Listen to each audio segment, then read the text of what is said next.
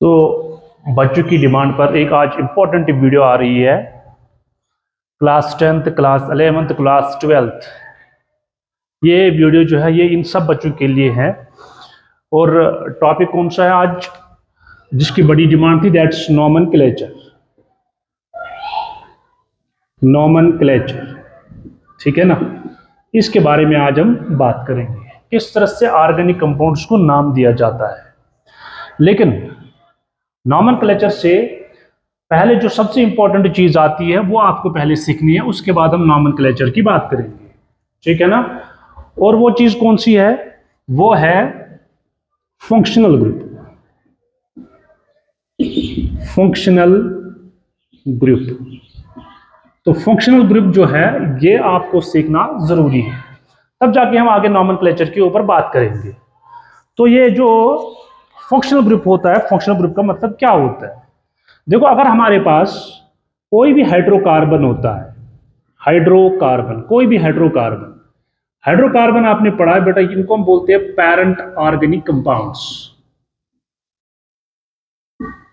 Organic compounds, इनको हम नाम देते हैं क्योंकि बाकी जितने भी ऑर्गेनिक कंपाउंड्स होते हैं वो हम इन्हीं से डिराइव करते हैं, इसीलिए हम इनको बोलते हैं पैरेंट ऑर्गेनिक कंपाउंड्स, हाइड्रोकार्बन्स को। तो अगर मेरे पास में एक हाइड्रोकार्बन है जिसको हम बेटा रिप्रेजेंट करेंगे RH, ये मेरे पास में एक हाइड्रोकार्बन है। तो इस हाइड्रोकार्बन में से हम क्या कर रहे हैं? हम इस हाइड्रोकार्बन में से -H हाइड्रोजन को निकाल रहे हैं। हाइड्रोजन को निकालेंगे और एक नया ग्रुप डालेंगे या नया एटम डालेंगे जिसको हम बोलेंगे G। तो नया जो हाइड्रोकार्बन हमारे पास में तैयार होगा वो बन जाएगा RG। अब ये वाला जो कंपाउंड यहां पर है ऑर्गेनिक कंपाउंड, इसमें आपको दो पार्ट्स नजर आएंगे, एक R है एक G है। तो ये R जो है इसको बेटा बोलते हैं carbon hydrogen framework. Carbon hydrogen framework. और ये कार्बन हाइड्रोजन फ्रेमवर्क जो है ये इस ऑर्गेनिक कंपाउंड की फिजिकल प्रॉपर्टीज को डिटरमाइन करेगा। फिजिकल प्रॉपर्टीज मतलब ये कि इस कंपाउंड के पास किस तरह की फिजिकल प्रॉपर्टीज होंगी वो इस आर वाले पार्ट पर डिपेंड करेगा। जैसे इसका मेल्टिंग पॉइंट क्या होगा, अच्छा इसी तरह से बॉइलिंग पॉइंट क्या होगा, इसकी सॉल्युबिलिटी क्या होगी, इसकी डेंसिटी क्या होगी। तो ये वाला जो पार्ट है ये इन प्रॉपर्टीज को डिटरमाइन करेगा आर पार्ट पर। लेकिन जो दूसरा पार्ट है जी जो है it will determine chemical properties. Chemical properties, तो ये ऑर्गेनिक कंपाउंड की केमिकल प्रॉपर्टीज को डिटरमाइन करेगा। किस तरह की केमिकल प्रॉपर्टीज ऑर्गेनिक कंपाउंड के पास होगी वो डिपेंड करेगी जी पर। और इसी जी को हम बोलते हैं फंक्शनल ग्रुप। क्या बोलेंगे? जी को क्या बोलते हैं? Functional group. तो इसका मतलब फंक्शनल ग्रुप वो होता है जो ऑर्गेनिक कंपाउंड की केमिकल प्रॉपर्टीज को डिटरमाइन करेगा। क्या होगा? मतलब जो FG है functional group, it determines chemical properties of organic compound. तो जो ऑर्गेनिक कंपाउंड की केमिकल प्रॉपर्टीज को डिटरमाइन करेगा, किस तरह की केमिकल प्रॉपर्टीज उसके पास में होंगी, उसी चीज को हमने क्या नाम दिया? Functional group. उस चीज को हमने नाम दिया फंक्शनल ग्रुप, ठीक। तो आर वाला पार्ट जो है ये कंपाउंड की फिजिकल प्रॉपर्टीज के बारे में हमें बताएगा, और जो जी वाला पार्ट है जी ये हमें ऑर्गेनिक कंपाउंड की केमिकल प्रॉपर्टीज को डिटरमाइन करेगा, किस तरह की केमिकल प्रॉपर्टीज होंगे। और इसी जी वाले पार्ट को हमने क्या नाम दिया? Functional group. फंक्शनल ग्रुप, ठीक। तो इसी को हमें डिफाइन करना था फंक्शनल ग्रुप क्या होता है। तो फंक्शनल ग्रुप आपने याद रखा, जो ऑर्गेनिक कंपाउंड की केमिकल प्रॉपर्टीज को डिटरमाइन करेगा उसको हम बोलेंगे फंक्शनल ग्रुप। जैसे अगर हम बात करेंगे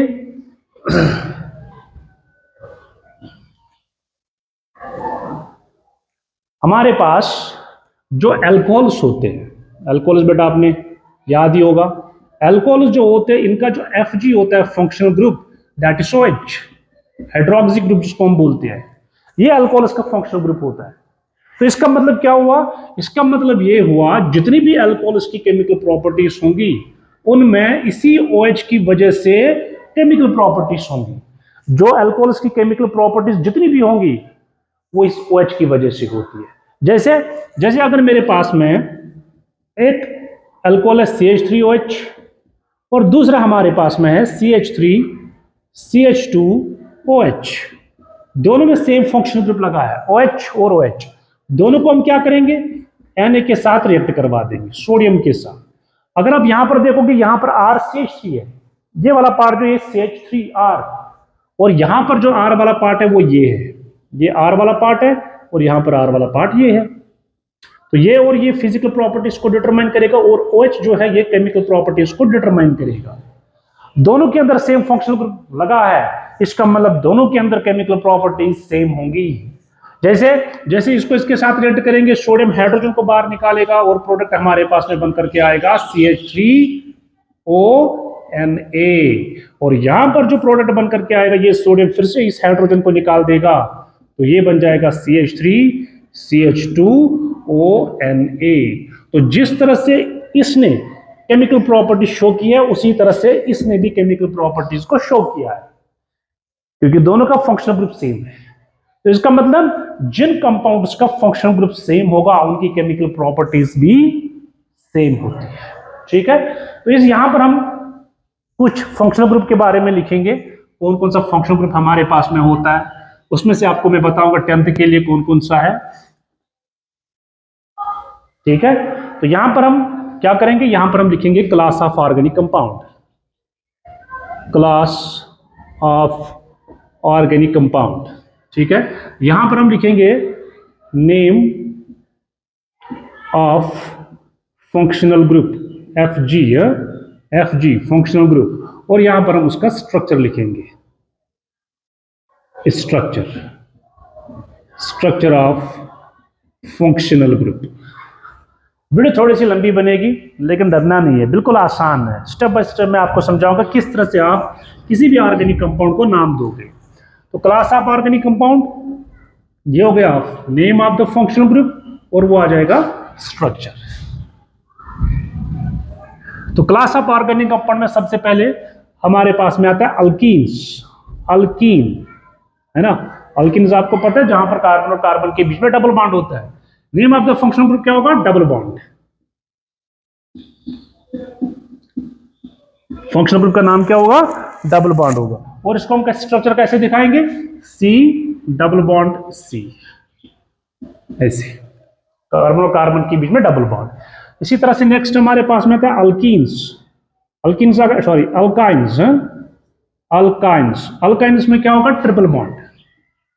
अल्काइन्स में फंक्शनल ग्रुप किसको माना जाता है, ट्रिपल बॉन्ड को माना जाता है, और इसका स्ट्रक्चर हम कैसे बनाएंगे, C ट्रिपल बॉन्ड C, ये C triple bond C।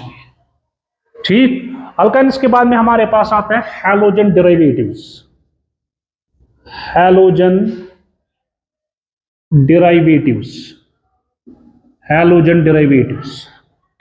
Name of the functional group क्या होगा, हैलोजन, हैलोजन, और इनका जो फंक्शनल ग्रुप का स्ट्रक्चर होता है वो हम X बना लेते हैं, और X की वैल्यू हो सकती है फ्लोरीन, क्लोरीन, ब्रोमीन या फिर आयोडीन। X कुछ भी हो सकता है, फ्लोरीन, क्लोरीन, ब्रोमीन या फिर आयोडीन। ठीक, उसके बाद हमारे पास में आता है अल्कोहल्स, अल्कोहल्स, अल्कोहल्स के जो फंक्शनल ग्रुप का नाम होता है that is hydroxy, hydroxy functional group होता है अल्कोहल्स का, और ये आपको पता है ये OH, OH is the functional group of alcohols, और इस OH को हम क्या पढ़ेंगे, हाइड्रोक्सी ग्रुप। इसी तरह से अल्कोहल्स के बाद आएगा अल्डिहाइड्स, अल्डिहाइड्स, अल्डिहाइड्स जो होते हैं इनका जो फंक्शनल ग्रुप का नाम होता है दैट्स अल्डिहाइडिक, अल्डिहाइडिक, और फंक्शनल ग्रुप कौन सा होता है, single bond C double bond oxygen single bond H, जिसको हम कभी कभी ऐसे भी लिखते हैं CHO, CHO, ऐसे ऐसे बात एक ही है, CHO is the functional group of aldehydes. इसी तरह से हमारे पास में आता है ketones,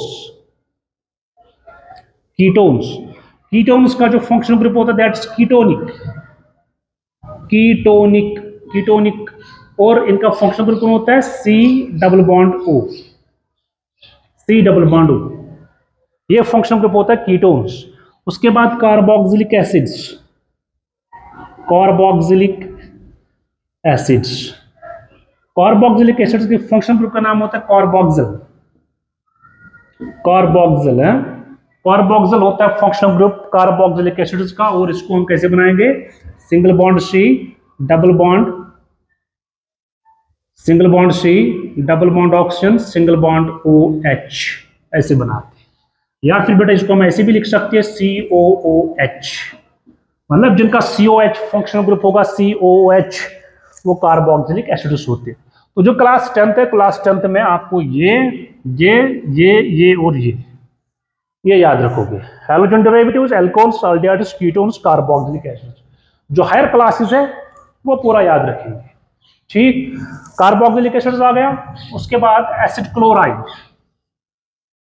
acid chloride, acid chloride का जो फंक्शनल ग्रुप का नाम होता है दैट्स क्लोरो कार्बोनाइल, क्लोरोकार्बोनाइल, ये फंक्शनल ग्रुप होता है एसिड क्लोराइड्स का है। और लिखा जाता है C double bond O, single bond Cl, COCl, COCl, functional group of acid chloride, acid chloride. ये मैं साफ कर रहा हूं, इसका आप स्क्रीनशॉट लेके रखो।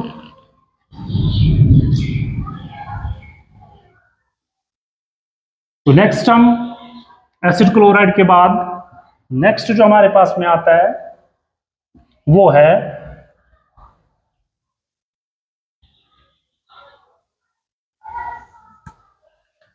एसिड एमाइड,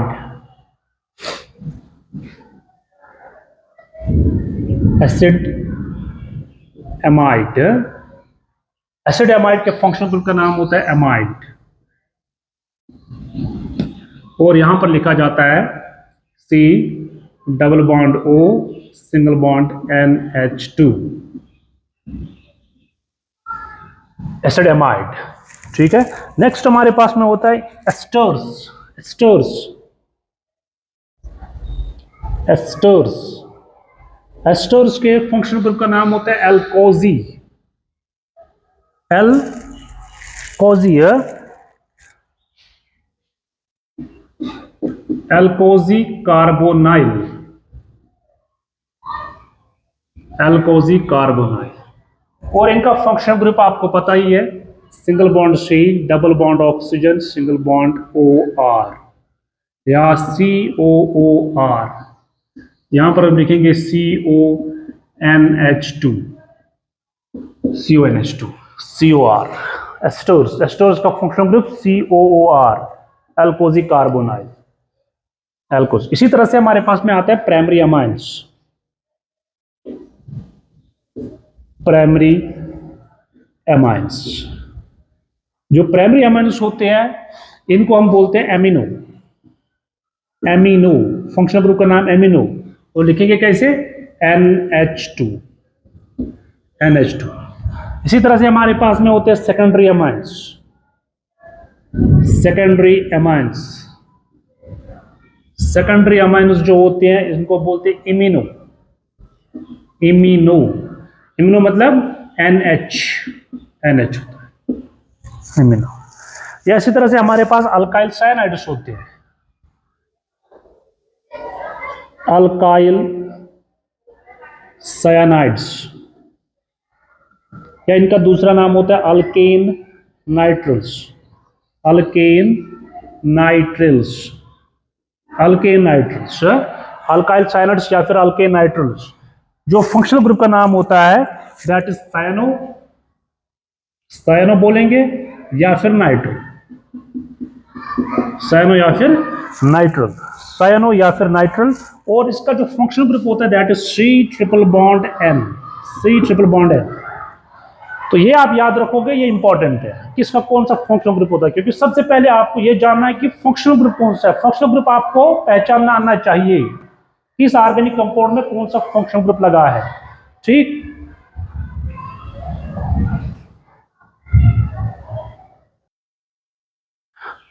तो अब हम डिस्कस करेंगे बेटा नॉमेनक्लेचर है। अब मैं आपको नॉमेनक्लेचर समझाऊंगा, बिल्कुल आराम से, कोई जल्दी नहीं है, आराम से सीखेंगे, आराम से हम नॉमेनक्लेचर सीखेंगे। नॉमेनक्लेचर का मतलब हो गया बेटा system of naming organic compounds, system of naming organic compounds, organic compounds. किस तरह से हम ऑर्गेनिक कंपाउंड्स को नाम दे सकते हैं, उसी चीज का दिया नाम नॉमेनक्लेचर, ठीक है ना।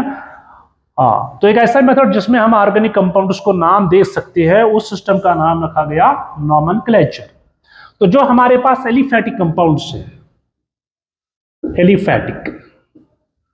एलिफैटिक कंपाउंड्स, या आप लिखोगे open chain compounds, open chain compounds, aliphatic compounds या फिर जो ओपन चेन कंपाउंड्स होते हैं, इनमें हमारे पास नॉमेनक्लेचर में दो सिस्टम थे। कितने सिस्टम थे? दो। तो जो ओपन चेन कंपाउंड्स होते हैं, ओपन चेन कंपाउंड्स को अगर हमें नॉमेनक्लेचर देना है तो हमारे पास दो सिस्टम, दो तरीकों से हम उनको नाम दे सकते हैं। एक सिस्टम जिसको हम बेटा बोलते हैं ट्राइवियल सिस्टम, ट्राइवियल सिस्टम, और जो दूसरा सिस्टम हमारे पास में है उसको हम बेटा बोलते हैं आईयूपीएसी, आईयूपीएसी सिस्टम, ठीक है। ट्राइवियल सिस्टम का दूसरा नाम कॉमन सिस्टम भी है, ट्राइवियल सिस्टम बोल दो या फिर कॉमन सिस्टम। और दूसरा हमारे पास जो सिस्टम आजकल है वो आईयूपीएसी सिस्टम है, आईयूपीएसी। तो ये दो सिस्टम हम यहां पर डिस्कस करेंगे, ट्राइवियल सिस्टम एंड आईयूपीएसी। पहले ट्राइवियल के बारे में, उसके बाद आईयूपीएसी सिस्टम के बारे में बात करेंगे।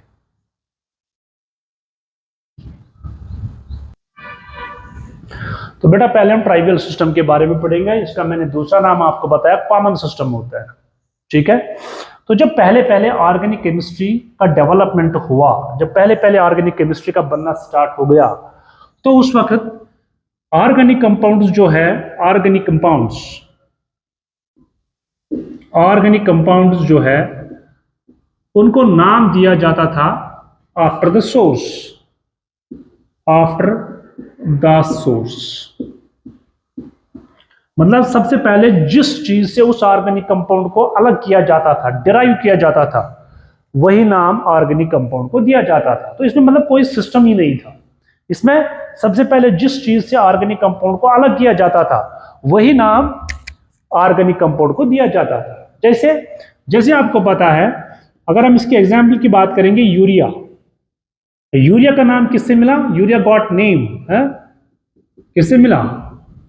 यूरिन, यूरिन, यूरिन से इसका नाम दिया गया, यूरिया का नाम यूरिन से दिया गया। क्योंकि आपको पता है जो यूरिन यूरिया होता है, it is present in the urine of mammal. जो मैमल्स होते हैं उनके पेशाब में ये प्रेजेंट होता है, इसीलिए यूरिया का नाम यूरिन से रखा गया।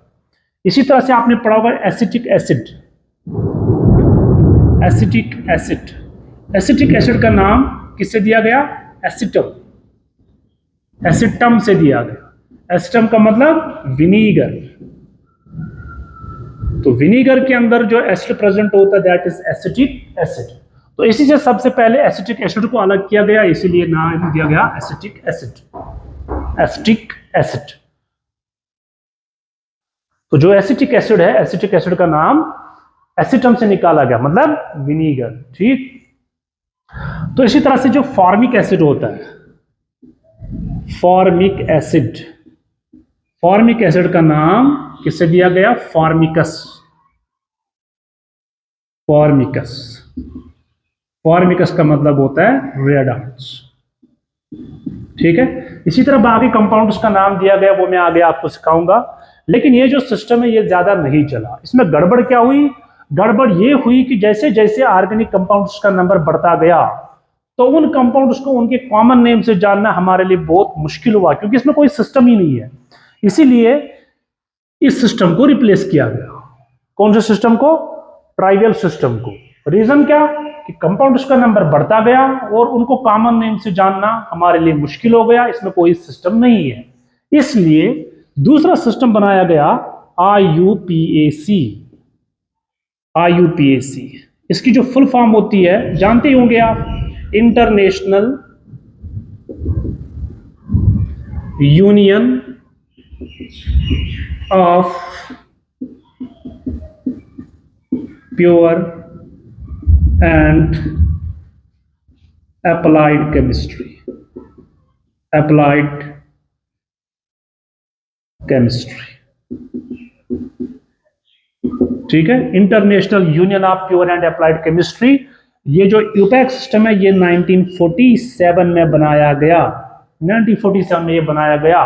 और इन्होंने क्या कुछ रूल दिए, वो रूल जो है उनको आप याद रखोगे तो आप किसी भी ऑर्गेनिक कंपाउंड को नाम दे सकते हो। रूल को याद रखना है, कंपाउंड का नाम याद रखने की जरूरत नहीं है, रूल याद होगा तो आप किसी भी ऑर्गेनिक कंपाउंड का नाम दे सकते हो। ये इसका सबसे बड़ा एडवांटेज है, क्या? रूल याद रखना है, किसी भी ऑर्गेनिक कंपाउंड को नाम दे सकते हैं, ठीक। और इसमें आप याद रखोगे ये जो IUPAC है, IUPAC में जो भी ऑर्गेनिक कंपाउंड होता है, ऑर्गेनिक कंपाउंड, इस ऑर्गेनिक कंपाउंड का जो नेम होगा, उसका जो नाम होगा, उसमें 3 पार्ट्स हम पढ़ेंगे, कंटेन 3 पार्ट्स। 3 पार्ट्स के बारे में आप बड़े अच्छे से सीखोगे। अगर ये 3 पार्ट्स आपको समझ आ गए, ये 3 पार्ट्स, तो इसका मतलब आप किसी भी ऑर्गेनिक कंपाउंड को इजीली नाम दे सकते हो, कोई टेंशन नहीं है। सिर्फ इन 3 पार्ट्स जो मैं आपको बता रहा हूं कि IUPAC में ऑर्गेनिक कंपाउंड के जो ऑर्गेनिक कंपाउंड का जो नाम होता है उसमें 3 पार्ट्स होते हैं, 3 पार्ट्स होते हैं। और वो 3 पार्ट कौन कौन से होते हैं और उनके बारे में आप बड़े अच्छे से सीखोगे, क्योंकि अगर वो समझ आ गई तो इसका मतलब आप किसी भी ऑर्गेनिक कंपाउंड का नाम दे सकते। 3 पार्ट कौन कौन से हैं? नंबर फर्स्ट जो हमारे पास में आता है दैट इज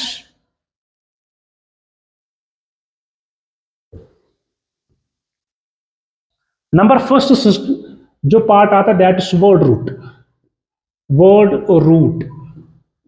दूसरा हमारे पास में जो पार्ट आता है दैट इज सुफिक्स। और तीसरा पार्ट जो हमारे पास में आता है that is prefix, prefix. In 3 parts के बारे में आप जरूर सीखोगे। अगर ये 3 पार्ट आपको समझ आ गए तो इसका मतलब आप ऑर्गेनिक कंपाउंड का नाम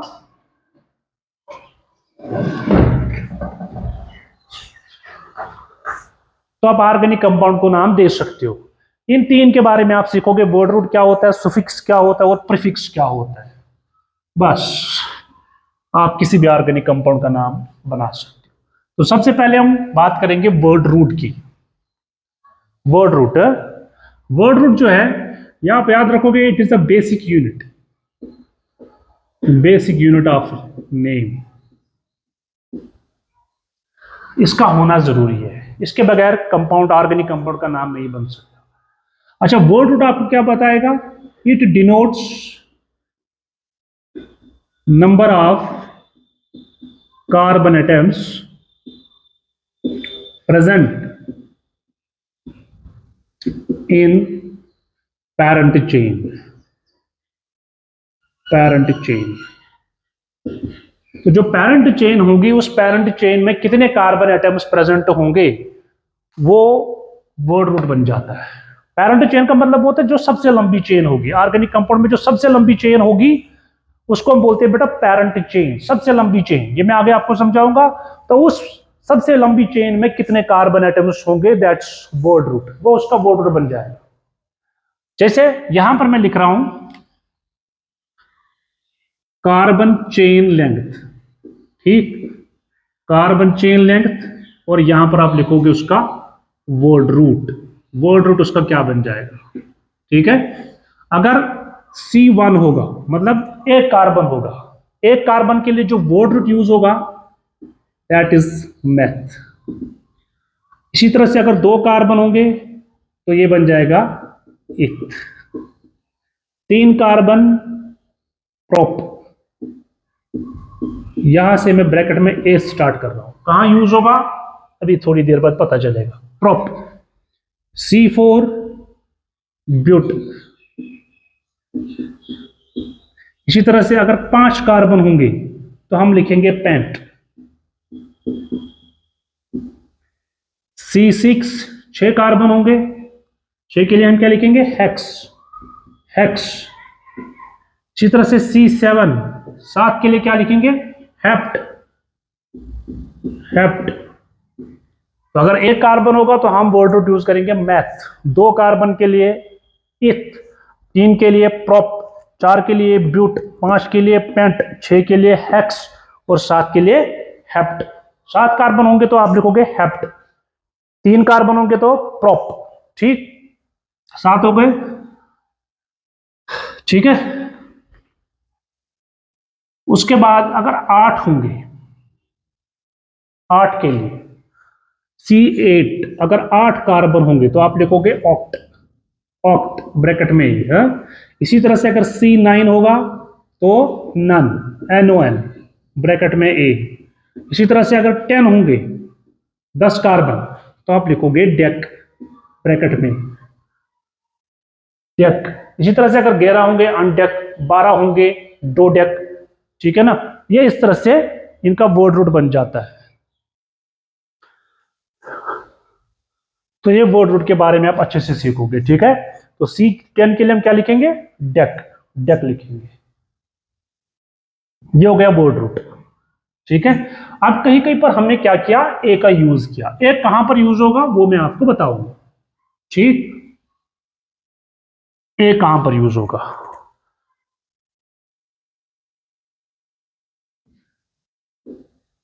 ए, जो हमने ब्रैकेट में ए लिखा है वो कहां कहां यूज होगा? याद रखोगे, ये ए जो है ये वहां पर यूज होता है जहां पर primary suffix, primary suffix to be added to word root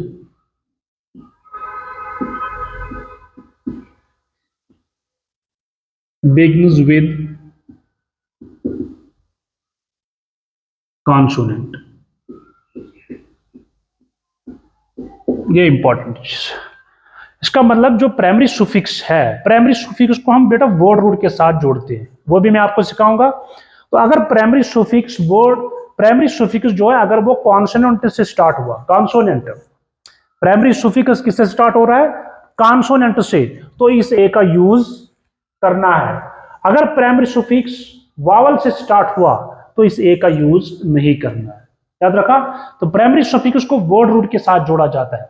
अगर प्राइमरी सफिक्स कॉन्सोनेंट से स्टार्ट हो रहा है तो ए का यूज होगा, और अगर वावल से स्टार्ट हो रहा है तो ए का यूज नहीं होगा।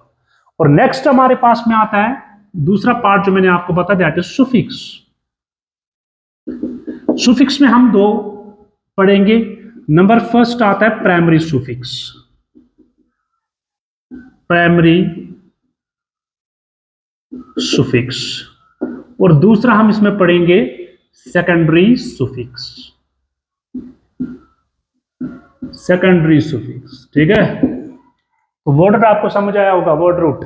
उसके बाद प्राइमरी सुफिक्स और सेकेंडरी सुफिक्स के बारे में हम बात करेंगे। तो प्राइमरी सुफिक्स और सेकेंडरी सुफिक्स याद रखोगे। जो प्राइमरी सुफिक्स है पहले हम इसको पढ़ लेंगे, प्राइमरी सुफिक्स।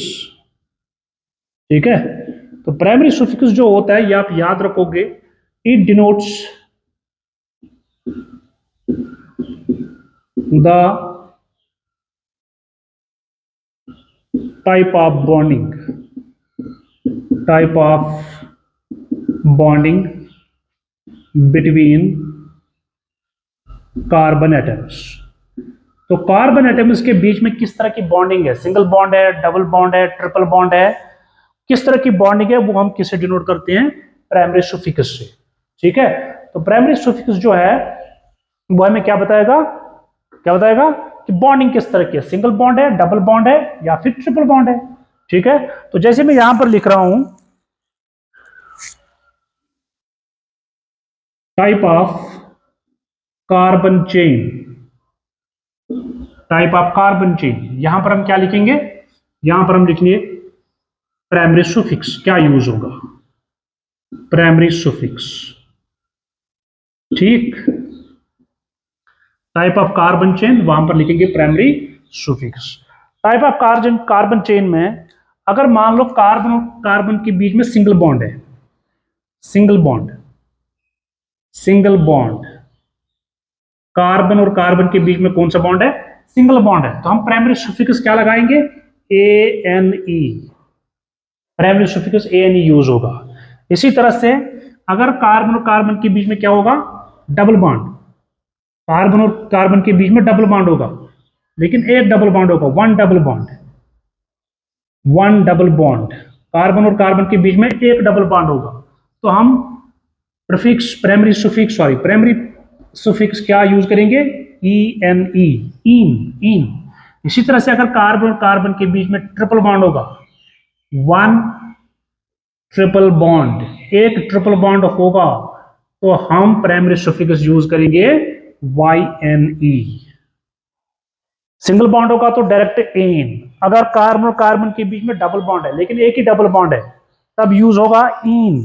अगर कार्बन और कार्बन के बीच में एक ट्रिपल बॉन्ड होगा, तब क्या लगेगा? Y N A, Y N E. तो प्राइमरी सुफिक्स जो है ये आप याद रखोगे, ये इसके साथ जोड़ा जाता है, किसके साथ? वर्ड रूट के साथ, ठीक है, वर्ड रूट के साथ इसको जोड़ा जाता है, ठीक है। ये मैं यहां पर थोड़ा साफ कर रहा हूं।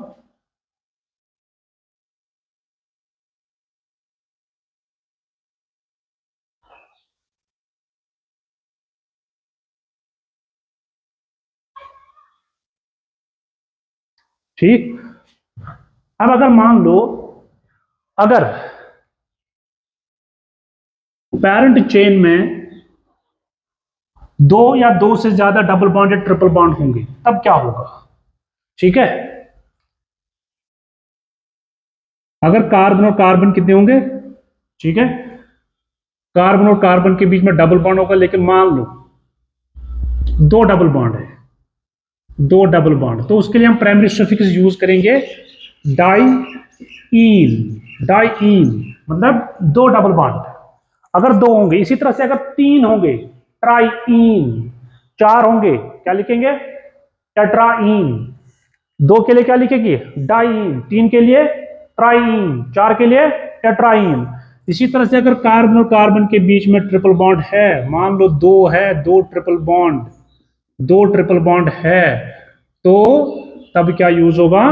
ट्राई, और दो, हाँ, डाई वाइन,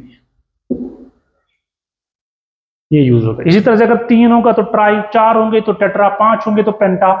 तो जितने भी होंगे वो आप उसी हिसाब से प्राइमरी सुफिक्स बन जाएगा, ठीक।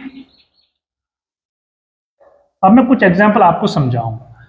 फार्मूला जो हमारे पास में है अभी तक बनकर के आया है, तो सबसे पहले हम क्या करेंगे? बोर्ड रूट को देखेंगे, उसके बाद उसके साथ किसको जोड़ेंगे?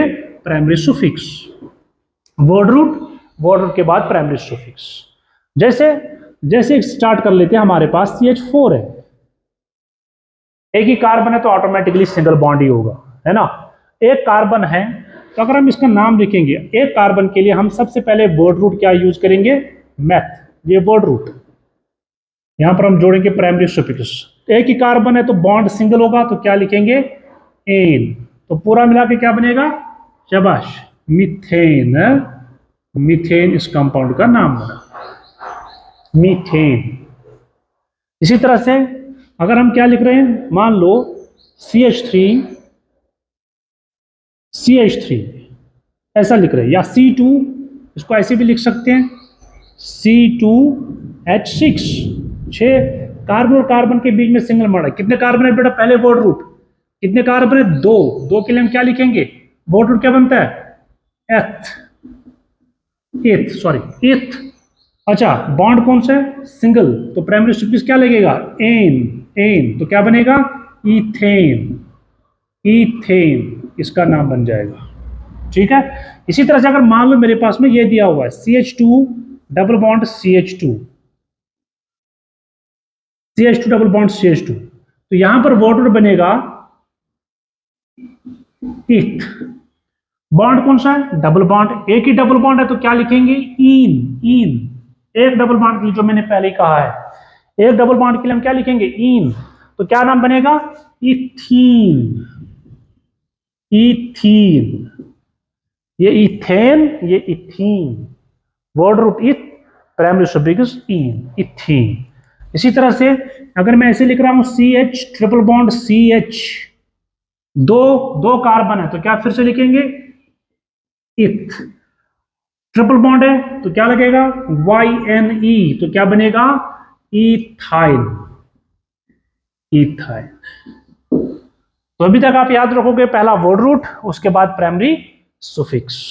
ये मैंने कुछ आपको एग्जांपल, सिंपल एग्जांपल है, ये समझाई हुई है। ठीक है। अब जो इंपॉर्टेंट चीज मैं आपको बताने जा रहा हूं, वो अगर आपको याद होगी, मैंने आपको बताया था एक कहां कहां पर यूज होता है। वर्ड रूट में हमने प्रॉप के बाद ए का यूज किया है, तो कहां पर वो ए यूज होगा उसको हम देख लेते हैं। इस तरह के एक एग्जाम्पल हम समझ लेते हैं। ठीक है। अगर मान लो मेरे पास में कंपाउंड दिया है CH2 double bond CH, single bond CH2, single bond CH3, ये मेरे पास में दिया हुआ है। नाम क्या होगा? कितने कार्बन है यहां से गिनना है, जहां से डबल बॉन्ड है। Carbon number 1, carbon number 2, carbon number 3, carbon number 4, ये सही नंबरिंग है, यहां से नहीं करनी है। यहां से जिस साइड से डबल बॉन्ड होगा, तो 4 कार्बन है, तो 4 कार्बन के लिए बोट क्या लिखेंगे हम? शाबाश, ब्यूट। ब्यूट। बॉन्ड कौन सा है? बॉन्डिंग डबल बॉन्ड है, तो क्या लिखेंगे? इन। इन, ब्यूटीन। यहां डबल बॉन्ड 1 कार्बन पर है, इसको लिखने की जरूरत नहीं, हम डायरेक्ट क्या लिखेंगे? ब्यूटीन। याद रखना, डबल बॉन्ड कार्बन नंबर 1 पर है, हमने डायरेक्ट ब्यूटीन लिखा है। अब अगर मान लो इसको मैं ऐसे लिखेंगे CH3 single bond CH, double bond CH, single bond CH3, पहले नंबरिंग 1 2 3 4। डबल बॉन्ड जो है वो कार्बन नंबर 2 पर आ रहा है, यहां से 2 पर आ रहा है, यहां से नंबरिंग करेंगे 1 2 3 4। यहां से जब नंबरिंग कर रहे हैं तो तब भी डबल बॉन्ड कार्बन नंबर 2 पर है, मतलब दोनों नंबरिंग सही है। यहां से करो यहां से करो, दोनों की नंबरिंग सही है, क्योंकि यहां से नंबर कर रहे हैं तो carbon number double bond, sorry, double bond carbon number second पर आ रहा है। यहां से नंबरिंग कर रहे हैं तब भी double bond carbon number second पर आ रहा है। अगर आप इसमें देखोगे carbon double bond carbon number 1 पर है, हमने डायरेक्ट ब्यूटीन लिखा है, लेकिन यहां ऐसा नहीं होगा। यहां पर आपको लिखना है कि डबल बॉन्ड किस जगह पर है। तो यहां पर कितने, सबसे पहले कितने कार्बन है? 4, तो क्या लिखेंगे? ब्यूट। ब्यूट। अच्छा, बॉन्ड कौन सा है? बॉन्डिंग डबल है तो इन। इन। इन लिखेंगे, लेकिन ये जो डबल बॉन्ड है ये किस कार्बन पर आ गया? सेकंड पर, इसलिए बेटा आप यहां पर लिखोगे 2 इन। 2 इन का मतलब डबल बॉन्ड है वो कार्बन नंबर 2 पर है। ठीक है, इसको हम बोलते हैं लोकंट। लोकंट बोलते हैं इसको। इससे हमें पता चलता है कि डबल बॉन्ड, ये देखो ना, ये भी ब्यूटीन है, क्योंकि 1 पर था, 1 पर लिखने की जरूरत नहीं होती है। 1 को छोड़कर किसी और जगह पर होगा तो वहां पर आपको पोजीशन लिखनी होती है। जैसे इसमें कार्बन नंबर 2 पर था, इसलिए मैंने 2 इन लिखा। ठीक। अब अगर मान लो इस तरह से हमारे पास में CH double bond CH, single bond CH, double bond CH, अगर हम इनकी वैलेंसी सेटिस्फाई करेंगे तो यहां पर आएगा CH2, यहां पर आएगा CH2, यहां पर हम डबल बॉन्ड डालेंगे। ठीक है, यहां पर आएगा, वैलेंसी सेटिस्फाई हो रही है। ठीक है, तो इसमें अगर आप देखोगे बेटा 2 डबल बॉन्ड है, यहां से नंबरिंग करेंगे 1 2 3 4। डबल बॉन्ड जो है कार्बन नंबर 1 पर आ रहा है और डबल बॉन्ड जो है वो कार्बन नंबर 3 पर आ रहा है। यहां से करोगे तब भी वही आएगा, जरा देखो, carbon number 1, carbon number 2, carbon number 3, carbon number 4। तो यहां पर कार्बन नंबर 1 पर आ गया, कार्बन नंबर 3 पर आ गया, 1 और 3 पर, 1 और 3 पर, मतलब दोनों नंबरिंग सही है। ठीक है ना, 1 और 3 पर हमारे पास में क्या आ जाता है? डबल बॉन्ड आ जाता है। तो अगर इस कंपाउंड का नाम देना है तो 4 कार्बन है, क्या लिखेंगे? ब्यूट। ब्यूट। बॉन्डिंग कौन सी है? Double bond. डबल बॉन्ड है, लेकिन डबल बॉन्ड कितने हैं? 2, तो इसलिए आप प्राइमरी सुफिक्स लिखोगे डाई। डाई इन। डाइइन का मतलब दो डबल बॉन्ड है। अच्छा, ये कहां कहां पर है? एक कार्बन नंबर 1 पर है और दूसरा कार्बन नंबर 3 पर है, इसलिए हम लिखेंगे 1 3, 1,3 डाइइन। क्लियर है? 4 कार्बन है तो ब्यूट, ये वर्ड रूट हो गया, दिस इज वर्ड रूट। ये प्राइमरी सुफिक्स है, प्राइमरी सुफिक्स 1 3 डाइइन। दो डबल बॉन्ड है तो डाई इन मतलब डबल बॉन्ड, डाइइन दो डबल बॉन्ड है, एक कार्बन नंबर 1 पर है, दूसरा कार्बन नंबर 3 पर है। अगर आप देखोगे यहां पर जो प्राइमरी सुफिक्स है ये डी से स्टार्ट हुआ। डी जो है बेटा ये कॉन्सोनेंट है। क्या ये? कॉन्सोनेंट। अगर ये कॉन्सोनेंट है तो इसका मतलब यहां पर ए यूज होगा। तो करेक्ट नाम जो बनेगा ब्यूटा 1 3 डाइइन, ब्यूट नहीं है, क्योंकि ये प्राइमरी सुफिक्स और प्राइमरी सुफिक्स यहां पर डी से स्टार्ट हुआ, डी कॉन्सोनेंट है, इसलिए ए का यूज होगा। जरा देखो यहां पर डायरेक्ट ब्यूट 2 इन है, इसको देखो हमने लिखा डाइइन क्योंकि दो थे, डाइइन, इसलिए यहां पर ए का यूज होगा। तो जहां पर प्राइमरी सफिक्स कॉन्सोनेंट से स्टार्ट हुआ ए का यूज करेंगे। जैसे यहां पर ये डी से स्टार्ट हुआ इसलिए हमने ए का यूज किया। ठीक है, यहां तक आपको समझ आया होगा। आगे और एग्जांपल मैं आपको दूंगा करने के लिए।